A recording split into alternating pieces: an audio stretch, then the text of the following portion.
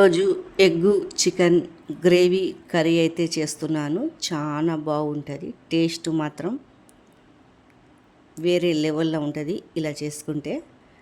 మీ ఎంతమందికి ఇలా gravy chicken egg mixing curry తెలుసో కామెంట్ బాక్స్లో కామెంట్ అయితే చెయ్యండి. ఫస్ట్ అయితే నేను ఒక గిన్నె అయితే తీసుకున్నాను.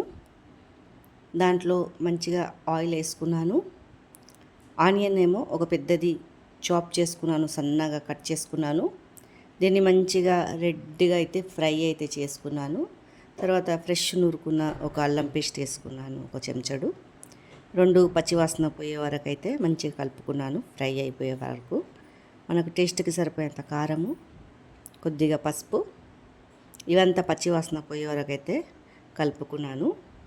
తర్వాత చికెన్ అయితే పక్కకు కడిగి అయితే పెట్టుకున్నాను.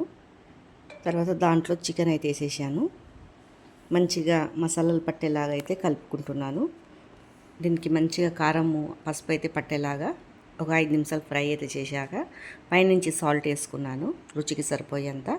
ఈ సాల్ట్ కూడా దానికి పట్టేలాగా ఒక 5 నిమిషాలు ఫ్రై అయితే చేశాను. తర్వాత ఒక 3 టమాటాలు అయితే తీసుకున్నాను. గ్రేవీకి టమాటాలు అయితేనే చాలా గ్రేవీ బాగా వస్తుంది. 3 టమాటాలు తీసుకొని మంచిగా ఒక 10 నిమిషాల వరకు ఫ్రై అయితే చేసుకున్నాను. టమాటా కొద్దిగా మెత్తపడిపోయాక మనకు నీళ్ళు ఎంత కావాలో అంత పోసుకోవచ్చు. చూడండి, టమాటా మెత్తగా అయిపోయింది. తర్వాత నీళ్ళైతే పోసుకుంటున్నాను. మనకు గ్రేవీ ఎంత కావాలో చూసి పోసుకోవాలా. ఇదంతా మంచిగా కలుపుకొని మూత పెట్టేసి అయితే 10 నిమిషాలు అయితే మూత పెట్టి తీసాను. చూడండి, ఇలా ఉడుకుతుంది.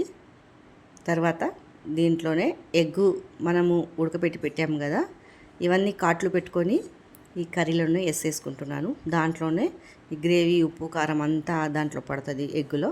పైనుంచి గరం మసాలా వేసుకుంటున్నాను. ఇదంతా మంచిగా కలబెట్టుకొని ఒక 5 నిమిషాలు మరి మూత పెట్టేసి పెట్టేయాల. మళ్ళీ తీసి చూస్తే మొత్తము ఒక 10 నిమిషాల తర్వాత నీళ్ళన్నీ ఇంకిపోతాయి. ఇంత గ్రేవీ అయితే వస్తుంది.